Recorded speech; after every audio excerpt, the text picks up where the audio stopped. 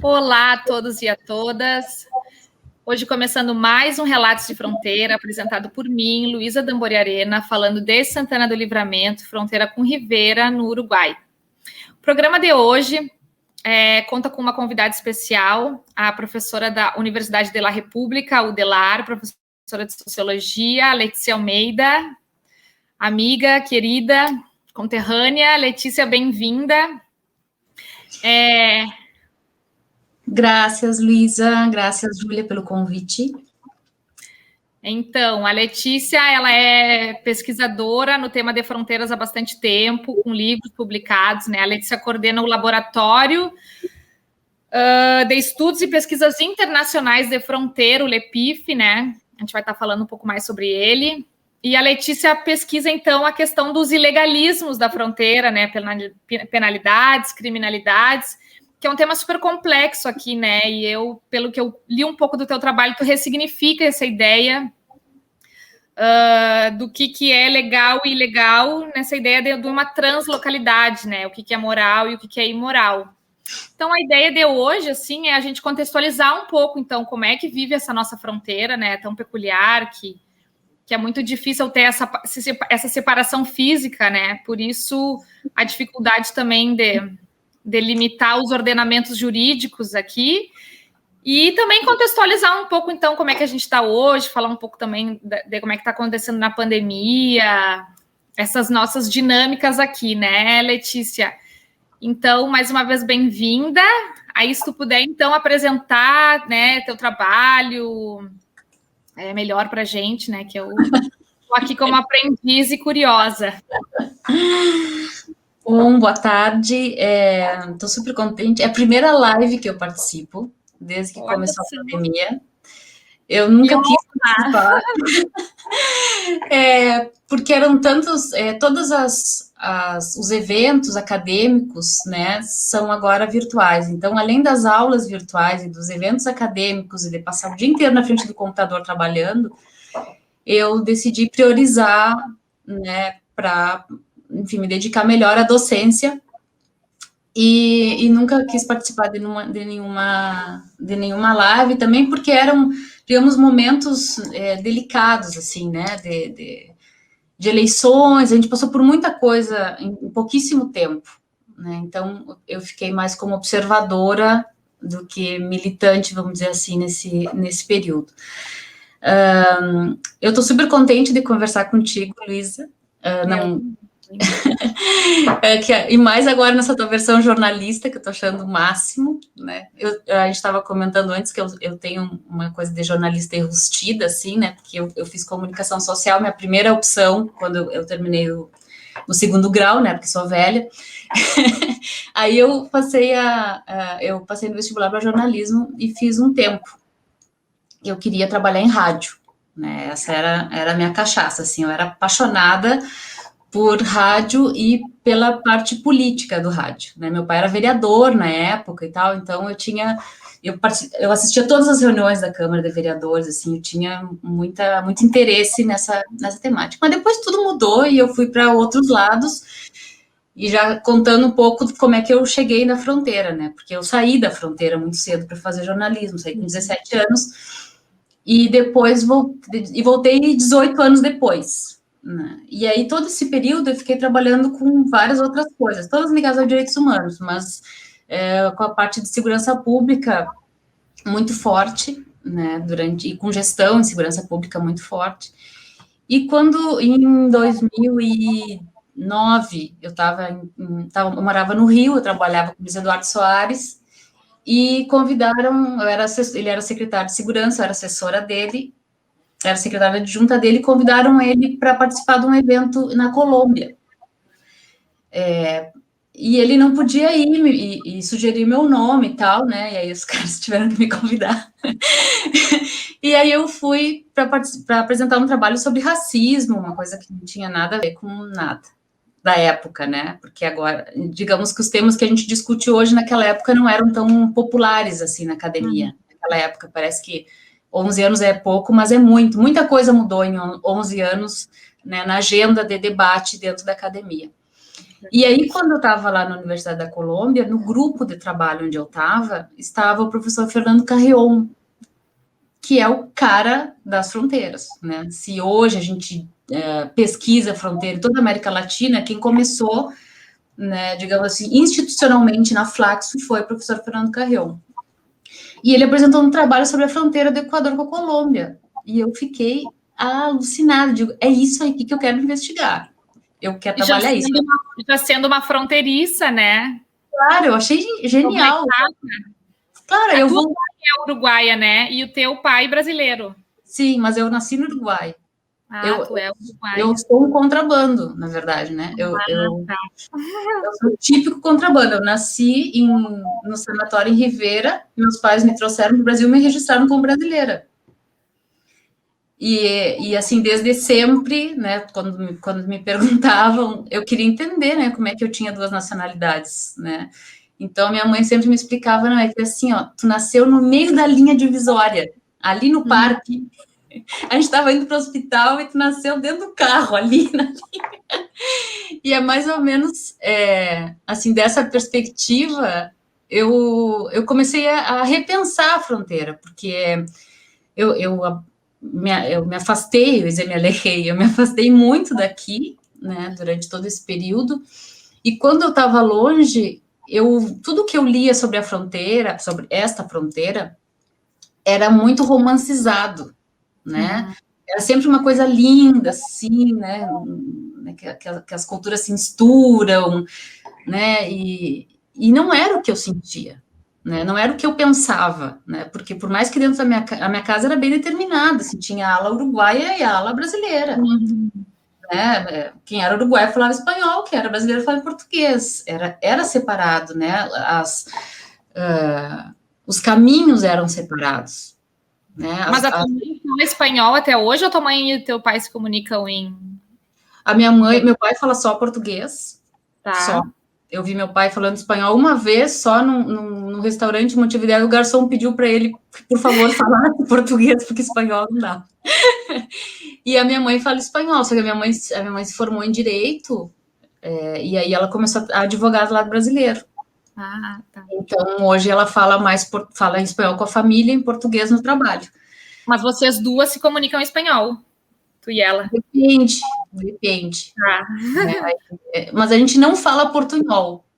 Isso é importante. A gente fala ou espanhol ou português, a gente não fala portunhol.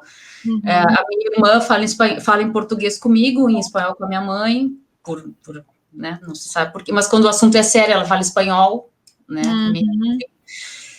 Então, são muitas variantes, mas sempre ficou muito determinada, assim, né? O Brasil e o Uruguai, mesmo dentro da minha casa, eu sempre sentia isso. E eu pensava que tudo que eu escutava sobre fronteira sempre tinha a ver com violência. Inclusive, as pesquisas do Carrion eram sobre violência, né?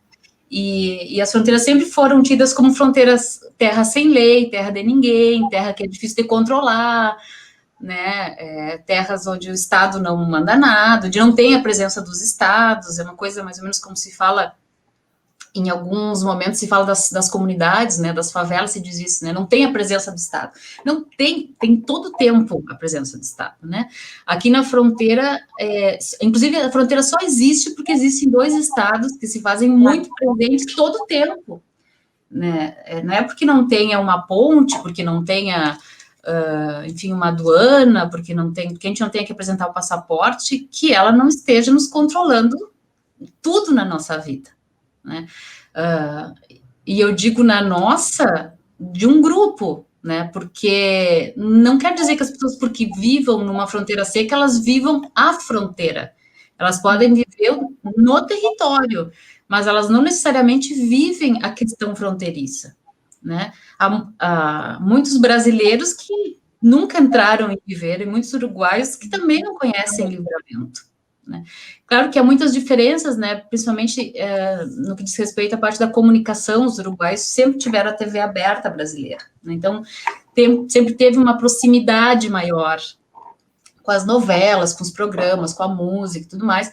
E nós brasileiros nós não sabemos nada do Uruguai, né? Nós sequer sabemos falar espanhol. Eu lembro, assim, de uma experiência incrível, assim, eu falando espanhol para uma caixa do supermercado, na linha divisória, na frente do Parque Internacional, eu falei espanhol com ela, ela disse que não entendia. Ela estava recebendo pesos, eu estava pagando pesos, ela não entendia. Entende? Então, assim, é normal, a gente tem, digamos, tem uma elite dos dois lados, tanto brasileiro quanto uruguaio, que tem a possibilidade de viver essa fronteira cultural, né? Então, quer dizer, que frequentava os clubes de um lado e do outro, né? Que põe seus filhos para estudar do lado uruguaio, porque tem colégio binacional, que viajam para as praias no Uruguai, que fazem compras nos free shops. Tá, mas e de lá para cá, como é que funciona? Então, todas essas questões começaram a me interessar, né? Como é que se dão as dinâmicas sociais na fronteira, para além da ideia do contrabando, do descaminho, do portunhol, do doble chapa, né? De todas essas caricaturas, né? Que são divertidas, mas que não explicam o que acontece num encontro entre dois estados, né? Não explicam sociologicamente o que acontece num lugar onde as dinâmicas, elas têm que dar conta de uma transnacionalidade. E aí eu utilizei um pouco da teoria do Foucault, um pouco não, né, completamente, a minha tese de doutorado é toda ela trabalhando com Foucault, para ir explicando isso, né, o que é governo, o que é Estado, o que são ilegalismos. A ideia de ilegalismos do Foucault é justamente não trabalhar com a ideia de crime, né, suspender, porque toda a noção de crime é uma noção, é uma construção sociológica, né, então, tanto que numa fronteira, assim, falando de uma forma bem resumida, né, o que é crime do lado pode não ser do outro, claro, que é uma construção social, né. Agora nós temos muitas questões interessantes para trabalhar, né, como a questão da regulação da cannabis, da regulação do aborto, do uso de armas, né, agora dos clubes de tiro, né, onde é que são os clubes de tiro? São lá do Uruguai, são lá do brasileiro, quem frequenta? Onde é que se compra essas armas? Onde é que se compra a munição? Né, quem participa? Os jogos de azar também têm diferenças. Claro, os jogos de azar, enfim, até chegar nas políticas públicas, né? Porque a gente está falando um pouco de legislação, mas aí, se a gente for pensar o que aconteceu agora, né, no período da pandemia, ficou evidente, assim, a diferença entre as políticas públicas de um lado do outro e a nossa incapacidade, em alguns momentos, de pensar sobre isso e não ficar discutindo, né, se os ônibus de turismo entram, não entram, se não sei, entende? Que turismo é esse? Nós estamos falando de turismo de verdade? O que é um projeto de turismo? Livramento tem um projeto de turismo? Não, Livramento não tem projeto de turismo. Livramento tem estacionamento de ônibus, né, que compra muamba do lado da Ribeira. Então, são coisas que têm que ser discutidas. Assim, mas as pessoas que vêm aqui, elas não deixam dinheiro aqui, não sei o que, não. As pessoas que vêm aqui comprar, que são milhares, elas estão sem máscara na rua, né? E as pessoas que estão atendendo, digamos, as pessoas que não vão ficar desempregadas, estão atendendo, elas estão também sem máscara, elas estão, né, servindo comida sem máscara, estão promovendo aglomerações, na linha divisória, elas estão promovendo aglomerações. Então, isso tem um impacto, óbvio que tem um impacto, né? Depois, no Dia das Mães, tem o rebote da pandemia, depois do Dia dos Namorados, tem o rebote da pandemia, depois... É um cálculo, não precisa ser nenhum gênio da ciência para compreender que isso é um cálculo, né? E tem as questões que me parecem interessantes, também falando disso, que a fronteira, ela tem continuidades, né? Então, por exemplo, E a gente pode ver isso em várias questões, por exemplo, dos movimentos sociais, né? Todo movimento feminista na fronteira é um movimento de continuidade de um lado e do outro. Eles, né, eles se estendem, né? Eles se integram. O movimento cultural, vou dizer assim, mais elitizado também, né? Eu acho que um movimento cultural mais under, menos, né? Porque também a gente está tratando de esferas diferentes, assim, do que é cultura, né? Que é uma discussão também que a gente pode fazer um programa só sobre isso.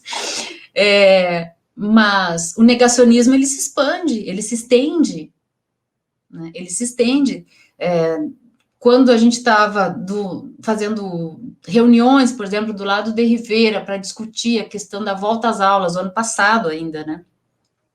Que não se voltou às aulas, mas como isso ia se dar, como é que ia ser a vacinação, quem ia se vacinar primeiro, como é que isso ia ser organizado no Uruguai, né? Enfim, todo o debate em relação a isso, do lado brasileiro, a gente via as pessoas se aglomerando na praça, entendeu? Pedindo impeachment do STF, entendeu? Gritando coisas assim inacreditáveis, né? Então, assim, a gente pensa assim, mas será que é uma diferença intelectual, politizada? Não, no Uruguai também tem isso de outras formas, né? A gente também vai encontrar isso de outras formas, né? Talvez não com essa falta de vergonha na cara, né? Porque para mim é uma falta de vergonha na cara. Para mim, alguém que vai a público dizer que a pandemia não existe no mesmo momento, entendeu? Que tem milhares de profissionais da saúde, né? E aí estou puxando bastante a brasa para o meu assado, porque meu marido é médico, né? E, bom, há 1 ano e 2 meses, ele não tem nenhum dia de folga, entendeu? Ele e a equipe dele trabalham de sol a sol. Então, eu não admito que alguém chegue para mim e me diga que não existe pandemia. A nossa pesquisadora, Jennifer, do Lepif, morreu faz 2 semanas de Covid, sabe? Nós estamos enlutados. Então, qualquer manifestação pública sobre isso, para mim, é extremamente desrespeitosa. E acho que a gente tem que falar sobre isso, não conviver com isso. A gente não pode mais conviver com isso. Então, não é engraçado. Não é engraçado uma pessoa que está sem máscara num lugar público. Ela tem que botar máscara. Se ela não botar, a gente tem que chamar a polícia brasileira, a polícia uruguaia, a Interpol, o que seja, entendeu? Tipo, as pessoas estão na linha divisória, tá? Quem é a polícia que dá conta deste espaço aqui? A gente sabe qual é. Não tem essa coisa que é uma terra sem lei. Não, é uma terra com uma multiplicidade de leis. Mas a gente encontra, não sabe onde encontrar. Né? Então, acho que são temas bem picantes, como tu vê. Sim, tu sabe que no último programa eu quis meio que contextualizar a pandemia, né? Porque eu fiz lá no início e agora a gente já tem mais de ano, né? E com a vacinação já mais avançada no Uruguai, essas diferenças. E eu tentei meio que contextualizar a ideia do comércio e como influencia muito nesse trânsito aqui, por esse turismo de compras, né? Que na verdade quem vem aqui é o sacoleiro para revender, né, mercadoria, e o uruguaio que vem também se abastecer de produtos que estão mais baratos e que a gente tem essa influência sempre das questões cambiais. E daí eu já li em outros trabalhos que chamam de efeito pêndulo aqui, né? Que a gente vive, né, um lado para o outro em função da oscilação cambial. E eu fiz uma analogia que eu acho que tem um efeito pêndulo agora na pandemia. Porque, assim, eu me lembro que em março a gente estava tentando organizar o movimento feminista para ir marchar e a gente já estava em bandeira preta no Rio Grande do Sul. Então a gente pensou, não vai dar para ir para a rua, né? A gente está, assim, com as medidas de segurança máxima. O Uruguai estava a vida normal, estava flexibilizando, o país que estava tranquilo, e as uruguaias marcharam. E a gente brasileira não marchou, a gente fez 8 de março virtual, com elas na rua, sabendo que é a mesma localidade que a gente vive, com diferenças de metros. E aí passou a Páscoa, tu viu, deu 1 mês e estourou no Uruguai, né? E aí se fechou todos os free shops e tal. E aí eu fiz essa analogia de dizer que fecha todos os restaurantes, fecha parques, aqui que o povo da fronteira faz, vai para o parque no Uruguai, vai para o restaurante no Uruguai, fecha lá, vem para cá, vai. Então, eu acho que também tem esse efeito pêndulo, assim, né? E esse descompasso que a gente vive, né? Aí eu até gravei esse videozinho, assim, para ir mostrando. Se é verdade, né, que não existe, bom, aí no vídeo está aparecendo o lado, agora a gente está olhando o lado brasileiro, né, está sendo filmado do lado uruguaio, né, e aí está o lado uruguaio. Aparece o cassino, Isso. o hotel très chique da cidade, e o Teatro Municipal de Rivera. A câmera, no caso, ela está bem exatamente na linha, ela deve estar, aí aparece a linha. Eu acho que essa questão do efeito pêndulo, não sei, eu acho que é interessante a gente discutir isso. Será que os brasileiros vão para um restaurante do lado uruguaio? Eu acho que não. Me trouxe uma perspectiva, assim, da elite, né, que vive... Exatamente, porque por mais que não tenha um muro, né, por mais que não tenha uma ponte, nós sabemos os limites, eles são simbólicos, né, eles estão dentro de nós, tanto que a gente não pôde marchar, né, porque do lado brasileiro não podia, e se podia, se for pensar assim, a fronteira pode tudo, podia, bom, aí tá aparecendo os vendedores ambulantes do lado uruguaio, né, que vocês veem que tem essas casinhas, tudo isso foi construído pelo governo municipal do Partido Colorado. Do lado brasileiro, havia a mesma coisa, os mesmos ambulantes, sem as casinhas. Aí desmancharam as casinhas e retomaram uma praça, né, que é a Praça dos Cachorros, que chama. Isso também é uma discussão importante, assim. A ideia do meu trabalho é sempre pensar o que está por trás do aparente, né, em todos os aspectos, assim. Em relação à fronteira, é uma mina de ouro, né, porque agora, por exemplo, eu trabalho na UDELAR, no Centro de Estudos sobre Políticas Educativas. E eu estou estudando a relação entre criminalidade e educação, né? Mas nesse momento, assim, específico, mais sobre as pessoas que estão presas, né, do lado uruguaio. E o que eu observo, assim, que, por exemplo, no presídio uruguaio, primeiro, tem pouquíssimos brasileiros, as pessoas não falam português, né? Eles estão aqui, eles estão presos aqui, né? Uhum. Eles não estudaram do lado brasileiro, né? Então, eles estão muito longe, eles vivem como se não fosse por causa dos crimes de contrabando e descaminho, que a maioria é preso do lado brasileiro e não do lado uruguaio, eles vivem como se eles vivessem, não sei, em Porto Alegre, ou Florianópolis, entende? Porque é uma distância enorme, né? As distâncias, elas se encurtam dependendo das dinâmicas que as pessoas vivem. Então, existe um mercado na fronteira, isso sim, existe uma economia fronteiriça, né, existe uma gestão dos ilegalismos, né, que você falou que é a gestão que se faz do que é crime e do que não é. Né? Então, carregar um caminhão com, sei lá, com cigarro, né, fazer toda a linha de contrabando entre Paraguai, Rivera, Montevidéu, tudo mais, isso é crime. Né? Contrabando é crime. Eu até pedi, assim, né, para quem não é daqui, e até a gente que é daqui não tem essa clareza, assim, da diferença entre contrabando e descaminho, e o que juridicamente é crime ou não, né? Contrabando, a diferença também tem a mistura entre tráfico, contrabando e descaminho, né? Porque às vezes a gente usa tráfico de armas e às vezes a gente usa contrabando de armas, né? Tá. A diferença entre vai ser tráfico quando a mercadoria, o objeto for proibido. Tá. Então, por isso, contrabando de armas se as armas forem legalizadas, né? Senão é tráfico. Tá. Então, quando as armas eram proibidas, se usava muito tráfico de armas, né? A diferença entre contrabando e descaminho é a quantidade. E o produto também, né? Por exemplo, se tu comprar 10 carteiras de cigarro, é um descaminho, né? Ou, sei lá, 10 quilos de queijo ralado no Uruguai, é um descaminho. Mas se tu passar um caminhão de cebola, é contrabando. Né? Se tu comprar 1 quilo de cebola no Uruguai, não. Mas tudo depende da quantidade. Por isso que tem uma quantidade X que cada um pode levar do lado para o outro e aí paga o imposto. Né? Só que, obviamente, esse controle, enfim, por uma série de razões, né, mas especialmente também pela falta de incentivo público para que haja, né, um controle, de evasão de impostos e tudo mais, a gente, enfim, sabe que ele praticamente não existe. Né? Durante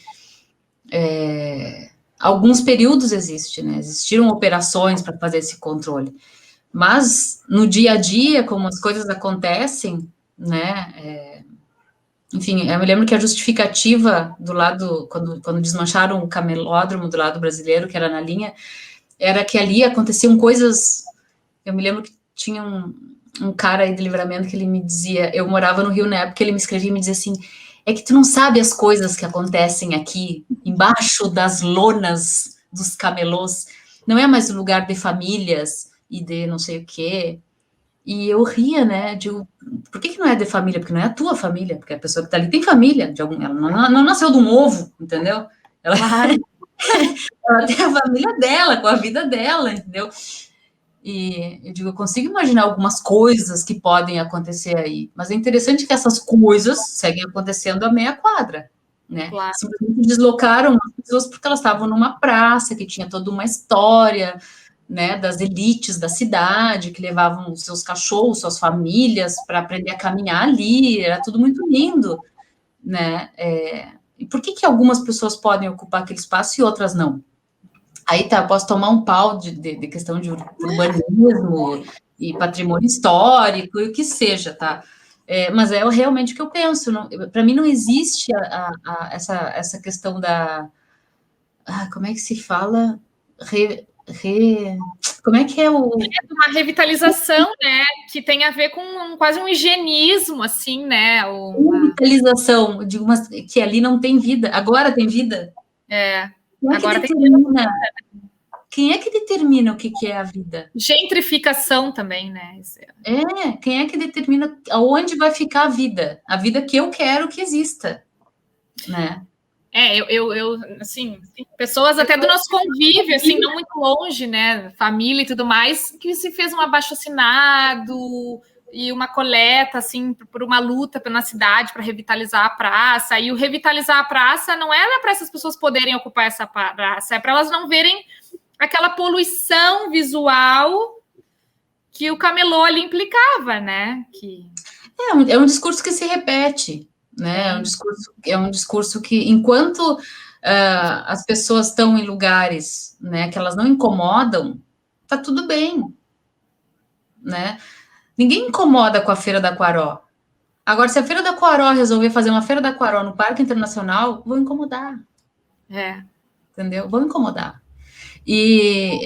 Para contextualizar, a Feira da Quaró é uma feira de bairro, né, clássica, acontece todos os domingos, uma feira muito grande, mas ela acontece num bairro mais periférico, então ela não tem impacto visual para as elites, assim, né?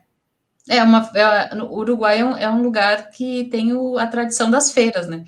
Que nas feiras se vendem tudo, se vende comida, se vende frutas, se vende roupa, se vende cachorro, se vende coisa velha, né? Se vende, enfim, qualquer coisa, artesanato, planta.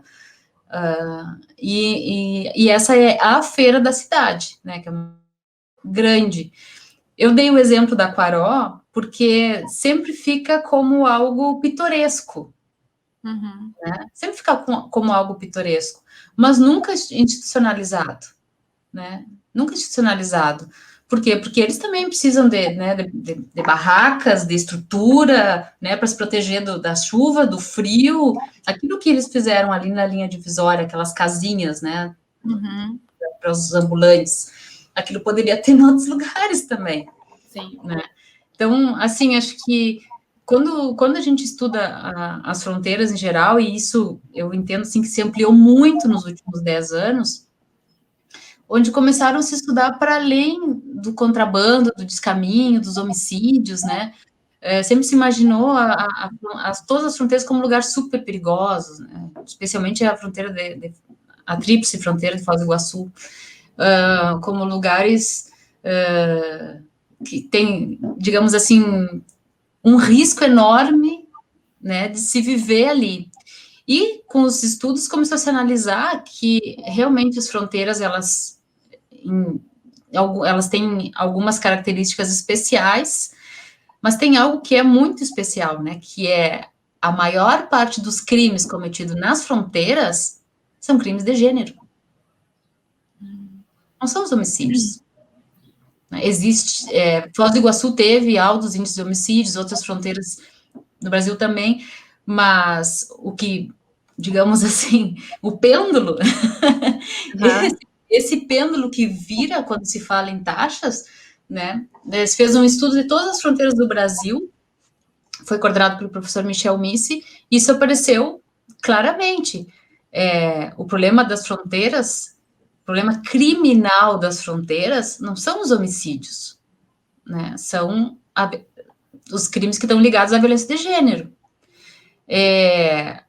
Acredito, assim, que, assim como está acontecendo em Livramento e Ribeira, em muitos outros lugares também, né, que tem a questão da mídia jornalística 24 horas, né, que aqui a gente tem, enfim, umas 3 ou 4, eu acho, que fazem isso, né, que vão para a porta da delegacia e que saem, acompanham, né, a PM e passam o tempo inteiro falando quem matou, quem roubou, quem não sei o que e tal. Aparece muito mais hoje, né? Acho que as pessoas se sentem mais amparadas para fazer denúncia, né? Evidente que sim, mas a cultura fronteiriça é uma cultura racista. Para mim, a pior, se alguém me perguntar qual é a pior violência das fronteiras, é o racismo e a violência de gênero.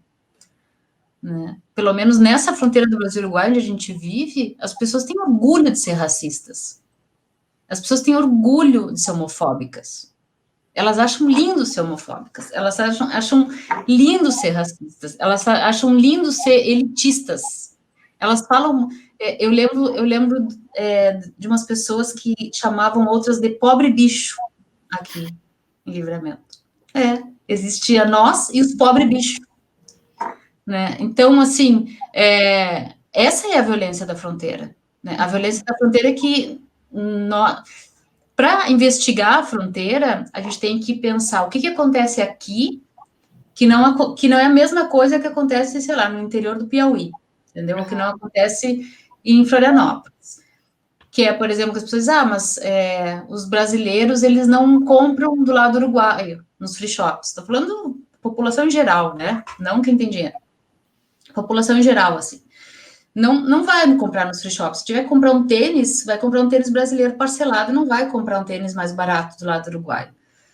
Mas isso acontece em qualquer lugar, né? As pessoas que sofrem com a desigualdade social, elas não se sentem empoderadas para utilizar os mesmos serviços que os demais, né? Se tu fizer uma ópera no Teatro São Pedro, em Porto Alegre, de manhã, aberta ao público, gratuita, as pessoas que moram na Restinga não vão ir. Sim. Porque elas não se sentem apropriadas daquele lugar, né? Aqui acontece a mesma coisa. Uhum. Então, assim, o que acontece aqui que é diferente? Né? E eu acho que é isso que as pesquisas têm que trazer. O que acontece nesse encontro de dois estados que é diferente? Eu acredito que são as outras fronteiras que essa fronteira produz. Né? A fronteira entre os estados, ela constrói uma fronteira. Outras fronteiras são fronteiras simbólicas, né? Fronteiras que estão ligadas à discriminação social, né? Ao coronelismo, ao racismo, à perpetuação de privilégios. Não dá para pensar que em um ano e alguns meses de pandemia, né, não houve nenhum acordo binacional nessa fronteira. Não houve. O presidente do Uruguai, no meio da pandemia, pegou um avião e foi visitar o Bolsonaro. Foi o único presidente do mundo que foi visitar o Bolsonaro. Agora eu pergunto, para quê? O que eles discutiram? Do que eles falaram? Né? Então, o vírus, ele corre solto. Né? A gente não pode pensar que do lado Ribeira tinha o maior número de contágios, e aí o pessoal da UERGS, daqui, da Unipampa, e várias outras instituições estão fazendo essa pesquisa, mas, bom, Livramento não é um fenômeno, Livramento não está fora da curva, o lado brasileiro, né? Claro. Por que Ribeira era o lugar que tinha mais contágios num país inteiro, que era o Uruguai, e Livramento não tem contágio, não tem morto também? né? O que acontece? É mágico, né? Com certeza deve ser, não sei, uma bênção do negrinho do pastoreio. Não é, não é, claro que não é. Então, que outras fronteiras se estabelecem aqui, onde não ter acordos binacionais perpetuam privilégios, por exemplo, né? Privilégios relacionados à educação, né? Os brasileiros, tenho certeza que se a gente for aqui nas instituições de ensino médio da cidade, e a gente pode perguntar para todos que estão terminando o ensino médio, nenhum deles vai estudar em Rivera. Rivera tem 3 universidades. Não conhecem. Não conhecem. Nós não conhecemos, né? Então, a minha pergunta sempre é, né? Que fronteiras são essas que geram outras fronteiras, né? Que para mim estão ligadas à desigualdade social o tempo inteiro. Estou falando demais, Luísa. Não, eu estou aqui até refletindo muito, assim, porque com esse programa, eu tenho pesquisado mais essa fronteira que eu vivia só como cidadã, assim, não com um olhar mais crítico também, né? Às vezes por estar muito imersa aqui. E é muito bom, assim... Ficou sem som. Até onde eu falei? Os próprios estudos de fronteira, eles não são críticos, a maioria é romantizada. Uma coisa assim que me despertou, assim, quando eu fui fazer um programa sobre portunhol, a gente acha que o portunhol é uma coisa bonita e tal, e ele é totalmente descriminalizado, a pessoa que fala portunhol. Ela chega no colégio e ela não sabe falar o espanhol e nem o português, e ela acaba sendo... sofre discriminação, bullying e tudo mais. Essa pessoa... ela viveu na periferia, ela não sabe nem o que é o português, o que é o espanhol. E é a língua dela, é o dialeto dela, e aquilo é sinônimo de vergonha para ela, assim. Então, é muito interessante, assim, tu trazer essa ideia de pensar a fronteira por esse olhar crítico e do quanto ela gera outras fronteiras e que são dos privilégios e das discriminações, né? Eu gostei muito. Porque enquanto a gente, por exemplo, as escolas do lado brasileiro, elas não ensinam espanhol. Sim. Elas não ensinam espanhol. Algumas, sim, mas as dos bairros não ensinam espanhol. Né? Eu, em relação ao portunhol, até tem um capítulo da tese que é sobre isso. Eu não sou linguista, né? Não sou especialista nessa área, mas, na verdade, do ponto de vista social, a minha crítica é que, para mim, o portunhol romancizado, ele é mais um instrumento de proteção dos privilégios, de preconceito, de desigualdade. Eu passei a vida inteira assistindo pessoas que eu amo muito serem discriminadas, escutando deboches de outras, porque elas falavam errado. Uhum. Né? E isso é muito sofrido, isso não é bonitinho, isso não é engraçado, né? Isso é uma tristeza, isso é uma tristeza. Que, por exemplo, o portunhol, em muitos momentos, assim, as pessoas, nessa romancização, vamos dizer assim, deixa de ser discutido isso, né? Especialmente nas escolas, né?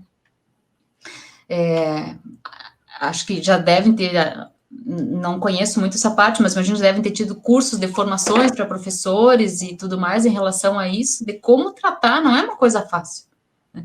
Como tratar um aluno que é bilíngue, né? Que é bilíngue, que às vezes os pais, os dois falam, né? Porque é aquela velha história, né, Lisa, que serve para tudo na vida. Não é porque eu não vivi que não existe. Claro. Então, quer dizer, eu me sinto uma fronteiriça total, assim, tá? Uma mistura de tudo. Não quer dizer que porque eu não sofri com preconceito, que ele não exista, né? Claro. As pessoas muito próximas da minha família sofreram e sofrem preconceito por causa disso. E é terrível, né? É como o racismo, entende? É como a discriminação de gênero. Tudo... Até pensando assim, ó, a gente é doble chapa, né? Mas a gente teve privilégios de pagar essa documentação, porque a gente sabe de muita gente que é doble chapa, mas não tem os 2 documentos para se beneficiar dessa dinâmica, que assim, tem vacina no Uruguai. Eu fui lá e me vacinei em março. Sei lá, tem oportunidade de fazer um curso aqui, um ali, um trabalho aqui, um ali, porque eu tive dinheiro para traduzir a minha certidão de nascimento, para fazer tudo isso, né? E muita gente tem na família a possibilidade, mas não tem a condição nem de agilizar essa documentação, né? É dinheiro, é acesso à informação. Também. Claro, porque é conhecimento de como chegar, como fazer, e passar por, digamos, também por barreiras de preconceito, né? Sempre, dentro dos privilégios também existem preconceitos, né? Quando eu fui fazer o concurso no Uruguai, o concurso na Udelar é diferente do Brasil, não é assim como no Brasil, sei lá, vai fazer um concurso para professor na Unipampa, tu fica ali 3, 4, 5 dias imerso fazendo prova e em seguida já sai o resultado, às vezes no mesmo dia da última prova e encerrou aquilo ali, né?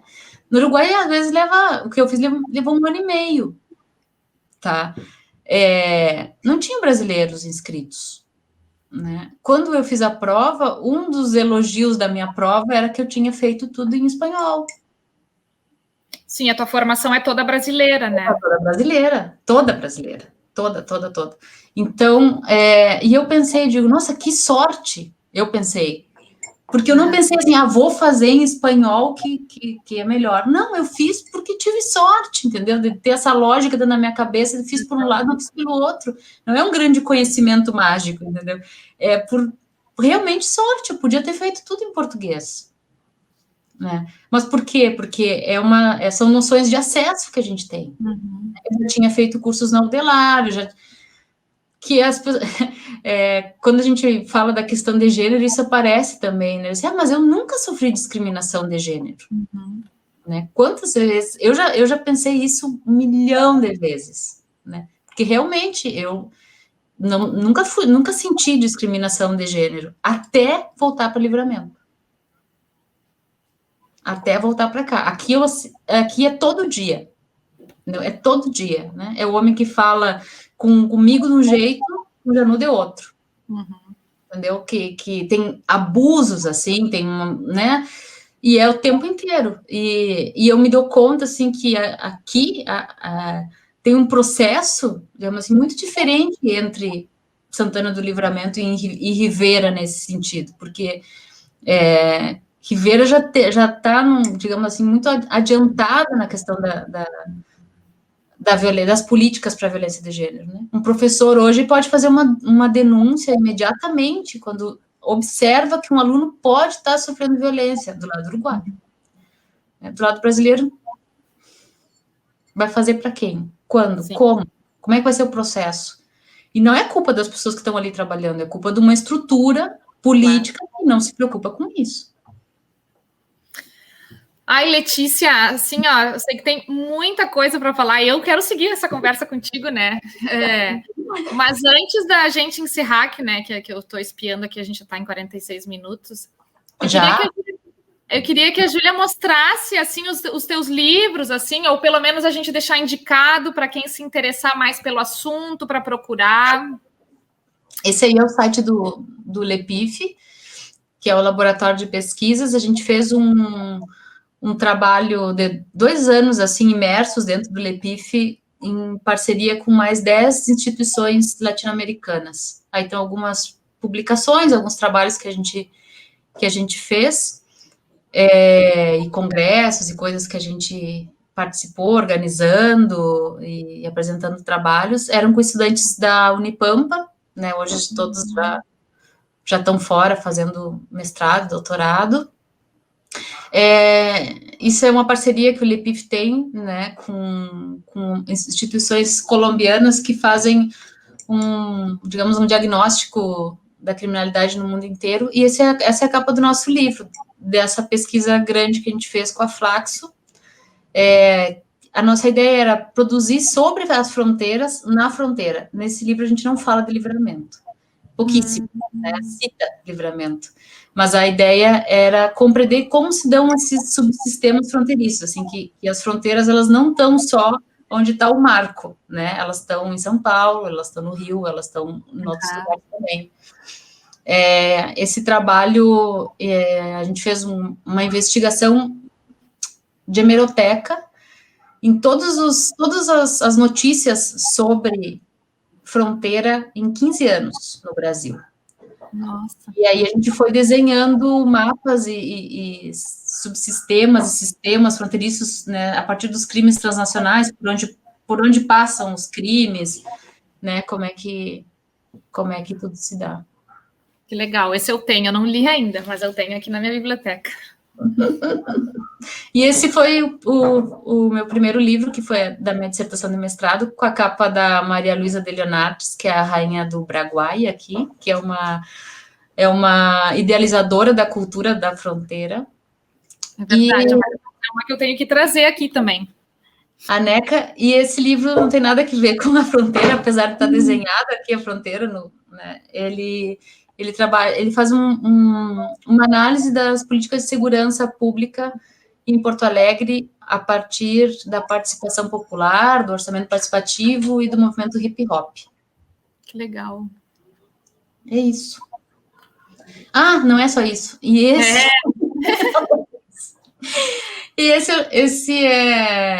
Esse é o livro que eu comecei falando da minha tese de doutorado. Eu nunca lancei porque ele foi publicado assim no meio de uma tempestade assim de trabalho, nunca consegui lançar, que é sobre essa fronteira aqui do Brasil e do Uruguai, desconstruindo um pouco a ideia de criminalidade, né, trabalhando com os ilegalismos, tudo que a gente já conversou aqui na nossa charla. E essa capa eu amo, vou dizer por quê, tá? Porque ela é um desenho da Tomi Otaki, né, que é uma artista plástica de São Paulo, na época eu morava em São Paulo, e aí a gente... Tem aquele museu lá, Tomi Otaki? Da Fundação Tomi Otaki. E aí a gente quis misturar, né, o Brasil e o Uruguai, nas duas bandeiras, dentro de uma obra dela, porque na época eu morava em São Paulo. E é isso. Por agora, tá bom, né? Esse eu comecei, quero seguir, recomendo muito. Muito bem escrito, adorei. Quero tuas críticas, Lizzy. Eu não tenho críticas. Mas como não, menina? Não, vou terminar de ler, mas acho difícil. Tu é uma inspiração para mim. Eu não tô no teu nível ainda para fazer críticas, assim. É que tu é de outra área, Luísa. Tu é de outra área. Por isso. Não existe nível, Luísa. Só tem caminhos diferentes. Não existe níveis diferentes. São só caminhos diferentes. Ai, Letícia, mas então tá, a gente já tá chegando no tempo. Foi um prazer. Fiquei honradíssima de saber que eu sou a tua primeira live. Assim, né? Já tenho um carinho imenso por ti. Eu nunca vou esquecer assim que eu te conheci. Claro que eu acho que eu já te conhecia sem saber que te conhecia, pelas nossas famílias, né? O teu pai e meu avô, que são muito amigos e tudo mais. Mas indo para Porto Alegre, no ônibus, tu me chama, assim, tua filha da Helena e tal, e a gente conversou e tu falou, procura Lepif, procura... e eu, como que é teu nome e tal, né? Dali eu te procurei e falei, nossa, essa pessoa tá aqui na fronteira, que bom, né? Eu triste de voltar pra cá com o pé ainda em Livramento e outro em Porto Alegre, assim, e te descobri, pensei, nossa, existe vida inteligente na fronteira. Foi o que eu pensei, assim, né? Adorei ser a vida inteligente. Que bom que a gente seguiu mantendo esse contato aí, né? Embora com a pandemia, né? Cada um no seu quadrado, mas muito feliz de ter dividido essa conversa aqui contigo. Eu adorei, aprendi um monte e quero continuá-la. Tuas ordens, quando tu quiser, só me chama. Então tá. Então, aí, obrigada a todo mundo que acompanhou. Os livros da Letícia, então, ficaram aí para quem quiser ler mais, saber mais sobre o tema. E até a próxima quarta. E obrigada. Tchau, tchau. Tchau, tchau.